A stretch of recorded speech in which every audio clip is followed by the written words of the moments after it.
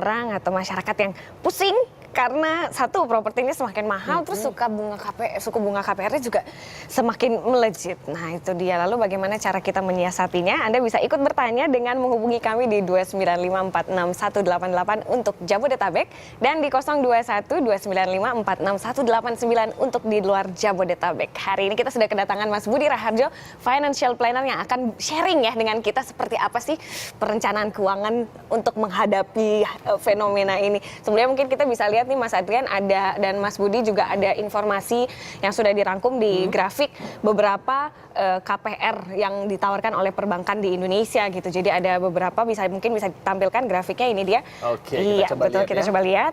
Ada beberapa bank, kurang lebih ada sekitar 10 bank yang bisa kita lihat grafisnya di belakang. Ya, itu dia sudah muncul. Dari 9% ada sampai di 13,5% juga itu KPR juga ternyata sudah ada Mas Adrian ya. Wow, Bu, ini kalau melihat ada data-data seperti ini, apa berarti kita selalu sebagai calon pemohon untuk KPR berupaya untuk mendapatkan bank yang semata-mata paling rendah suku bunganya? Oke. Kalau kita bicara rumah, kan sebenarnya memang kebutuhan dasar kita ya. Hampir semua di antara kita tuh kita pengen punya keluarga, terus kemudian ketika berkeluarga kita pengen punya rumah sendiri ya kan. Dan kalau kita bicara rumah gitu, di kota terutama sekali di Indonesia itu kan kenaikan harga properti menurut risetnya sekitar 10% sampai 30% per tahun. Ya? Iya. Sebenarnya kita bisa membeli rumah ini ada dua cara kan. Kita bisa beli tunai dan kita bisa menyicil untuk mendapatkannya. Cuma berhubung karena kenaikan harga properti ini cukup tinggi diikuti karena memang pertumbuhan ekonomi kita juga lebih baik, kemudian antara ketersediaan dari perumahannya itu sendiri dibandingkan dengan kebutuhan dari perumahannya itu sangat sedikit, sehingga ini akan mengakibatkan kenaikan harga dari propertinya ya, atau perumahannya itu sendiri. Jadi mau tidak mau sepertinya kita sekarang belajar juga dari negara-negara yang sudah maju ya, di mana kebanyakan orang membeli properti atau rumah sekarang adalah dengan cara mencicil ya, mencicil dari mulai awal sampai akhirnya di akhir gitu, bisa 10 tahun, 15 tahun, bahkan di negara-negara maju bisa sampai 20 tahun, 25 tahun ya. Betul. Jadi hal-hal apa yang harus diperhatikan bagi mereka ini yang ingin mengajukan KPR supaya bisa memiliki hunian idamannya, Bu? Ya, yang perlu diperhatikan pertama adalah mereka harusnya sudah mempersiapkan atau merencanakan dahulu bahwa mereka sekarang itu kalau kita pengen punya rumah tidak bisa tidak merencanakan, tidak bisa serta-merta tiba-tiba kita datang pengen beli itu karena kenaikan harga propertinya. Terus kemudian yang kedua kita harus mempersiapkan uang mukanya itu sendiri untuk KPR-nya ya kan.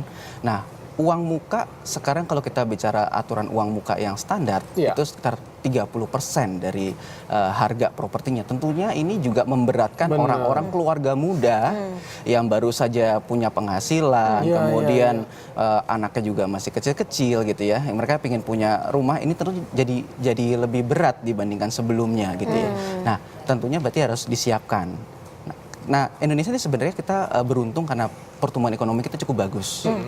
Artinya income dari setiap pendapatan dari setiap orangnya itu sekarang cenderung meningkat.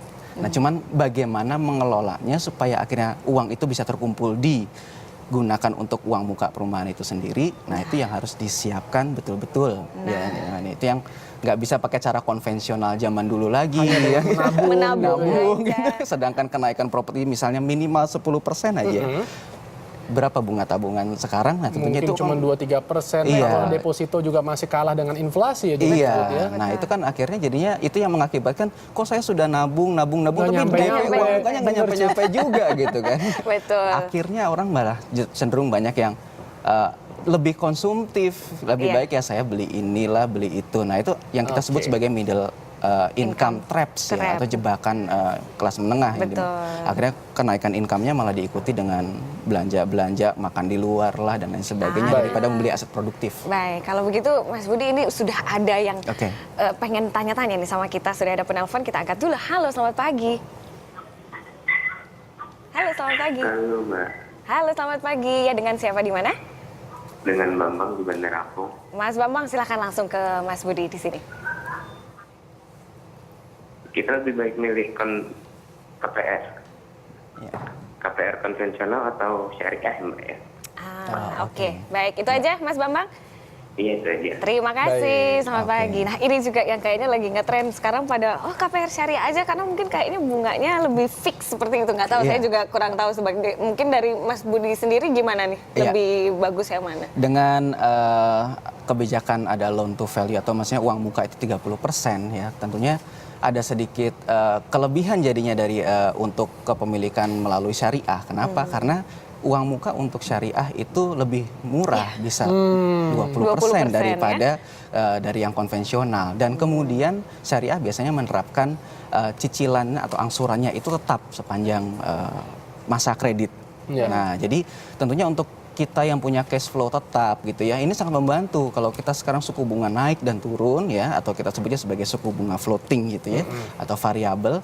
Nah itu tentunya kita akan beresiko kalau misalnya suku bunga naik, maka angsuran kita juga cenderung akan naik dan ini akan mengganggu rumah tangga. Nah sebenarnya memang salah satu cara kalau kita punya income tetap, kemudian kita khawatir bahwa kalau ada kenaikan suku bunga nantinya akan mengganggu arus kas kita, mengganggu belanja kita, rumah tangga kita. Jadi tentunya ini menjadi alternatif ya. Meskipun mungkin biasanya yang tetap ini saat cicilannya mungkin lebih mahal daripada, tapi ada kepastian angsurannya itu. Oke. Betul. Dan umumnya bank itu akan memberikan memberikan KPR kita gitu apabila penghasilan kita ini mungkin bisa mencapai kurang lebih sekitar 30-40% dari kemampuan kita mencicil. Betul sekali, Nggak mungkin ya. lebih, misalnya kita katakan penghasilan kita 10 juta, terus cicilannya supaya kita pengen lebih cepat udah 7 juta aja, nggak bisa ya Bud ya? Nggak bisa. Jadi ya, bank itu punya pengukuran-pengukuran betul. sendiri. Bank itu tentunya menerapkan prinsip-prinsip kehati-hatian. Orang yang nyicil itu harus bisa bayar. Iya. Iya. Nah biasanya mereka punya rasio itu sekitar 30% dari income rata-rata. Rata-rata, Itu mereka bisa gunakan sebagai untuk pembayaran cicilan. Nah sekarang coba kita masuk ke contoh kasus nih, Cik. Betul. Misalnya gini, sekarang kalau kita bicara rumah susah ya kalau ngomong masih ratusan juta ya, kalangan Iya. menengah apalagi di kota Jakarta ya. Katakanlah Betul. 1 miliar rupiah. Ya kan tadi Budi katakan harus menyiapkan DP sekitar 30%. 30%. Artinya kurang lebih ya 300 jutaan 300 lah. juta. Nah apa yang harus dilakukan oleh pasangan muda untuk bisa memiliki uang DP dalam waktu yang memang sudah ditentukan? Strateginya, saran dari Budi bagaimana? Misalnya begini, katakanlah penghasilan pasangan muda ini mencapai 10 juta lah, mungkin ke suami istri, kita ngomong suami dan istri ya, dan saya rasa itu cukup achievable ya untuk pasangan muda sekarang. Nah, apa yang harus mereka lakukan supaya mereka bisa menyiapkan DP di waktu yang sudah ditentukan itu, Bu? Iya. Mungkin saya patokannya bukan 1 miliarnya ya, Iya, tapi oke, adalah baik. income dari berbagai variabel income nih, supaya setiap variabel income ini mereka bisa merasakan. Jadi kalau kita lihat dari dari kemampuan masing-masing ya, rata-rata orang di Indonesia itu bisa saving sekitar 15% sampai 25% dari income-nya. Oh, oke. Ya, cuman problemnya adalah orang Indonesia ini terlalu konservatif dalam menabung untuk mempersiapkan uang muka. Nah, oke. jadi yang paling penting adalah sebenarnya asalkan mereka bisa, memang harus berjuang untuk bisa memiliki rumah saat ini, terutama sekali di tengah hunian, tengah kota. Itu memang kita harus berjuang gitu. Dalam artinya memang kita harus menghemat cukup baik sehingga kita bisa menyisihkan 25% minimal dari income kita. Tapi alokasinya juga harus tepat. Harus Jangan tepat. tadi mentalnya sebagai penabung gitu ya, Bud ya? Iya. Betul, gitu. dan tadi kalau kita lihat di grafik yang tadi itu ada beberapa pola pengeluaran Iya. orang-orang yang berpendapatan menengah gitu ya, 4 Iya. juta. Ternyata yang paling besar justru untuk belanja, Iya. 22% tadi itu Iya, adalah betul. hasil riset dari Cadence International ya. Iya, betul. Oke, kalau gitu kita angkat telepon lagi, ada yang ingin tanya-tanya. Halo, selamat pagi. Halo, selamat pagi. Assalamualaikum. Waalaikumsalam. Dengan siapa di mana? Dengan Septi. Oke, silakan langsung ke Mas Budi. Halo Mas. Ya. Saya kan ini ikut KPR di bank konvensional. Oke. Biasanya kan kita tuh 2 tahun itu pembayarannya itu rata, tiap bulan tuh sama gitu kan ya? Iya, betul. Untuk 2 tahun pertama, bisa nggak sih Mas kalau misalnya saya dari bank konvensional itu kita pengen pindah ke bank, Bank syariah. Oke. Tapi setelah 2 tahun yang ini dulu. Oke, baik, terima kasih. Itu dia. Boleh Bisa nggak nggak sih, Bu? pindah? Bisa, kita sebutnya sebagai over credit ya. Gitu. Tapi tentunya kalau misalnya dalam 2 tahun itu biasanya bank masih menerapkan adanya penalti ya. Jadi gini, biasanya dalam masa promosi, bank itu sering menerapkan suku bunga fix selama 2 tahun. Benar. Nah, fix 2 tahun ini biasanya bunganya cukup menarik. Betul.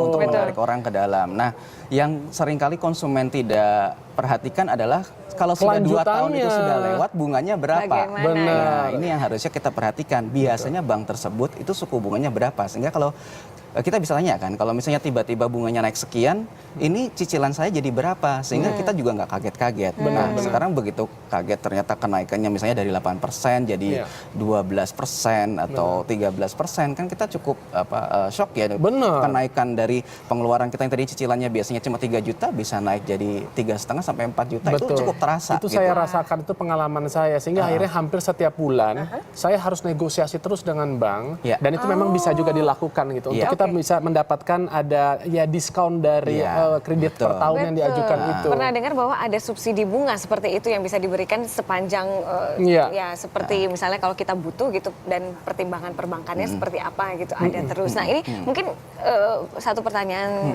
lagi Mas Budi.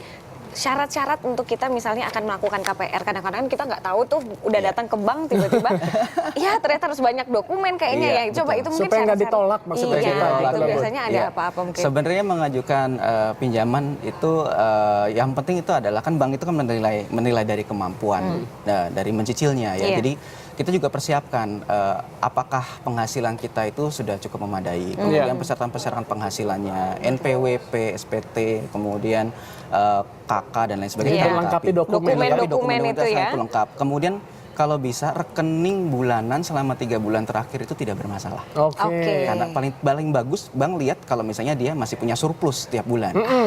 Bukan defisit. Bukan defisit. Kebanyakan utangnya. Kebanyakan belanja kalau saya. Terus apa lagi, Bu? Impas, kemudian jangan lupa bahwa nanti kan kita kan ada cicilan 25% sampai 30% gitu Iya. dari income kita. Jadi yang perlu kita perhatikan juga adalah kesiapan kita untuk nyicil itu. Ya. Ya kan? Oke. Nah, itu tuh juga perlu kita perhatikan. Oke. Dan orang juga seringkali kan takut berhutang. Jadi biasanya KPR adalah pengalaman hutang mereka. Atau mungkin kendaraan bermotor adalah pengalaman hutang mereka gitu. Tapi di bank sendiri belum ada track recordnya. Apakah orang ini bisa atau punya kecenderungan karakter untuk membayar. Baik. Nah, jadi kadang-kadang kita punya track record hutang itu perlu gitu. Untuk ya. dilampirkan juga, Untuk seperti sekedar di bank itu supaya di sistem informasi debitur itu kelihatan bahwa orang ini memang sudah biasa berhutang dan Berhutang, kemudian dia selalu disiplin dalam membayarkan hutang itu. Baik, penting. Bu. Terima kasih sekali. Mungkin juga ini sedikit tambahan. Mungkin bagi Anda yang tadi tidak punya penghasilan gaji atau yang tetap, mungkin seperti kayak saya yang terkadang Iya. up and down gitu ya kan. Mungkin Anda juga setiap mendapatkan honor secara tunai, jangan lupa untuk segera masukkan ke bank supaya bank ini bisa memantau lalu lintas keuangan Anda bahwa tiap bulan punya pendapatan yang cukup baik ataupun Betul. juga pengeluaran seperti Betul, apa. karena itu salah satu syarat penting untuk KPR Anda bisa diterima gitu Tuh, oleh bank. top. Oke, itulah tadi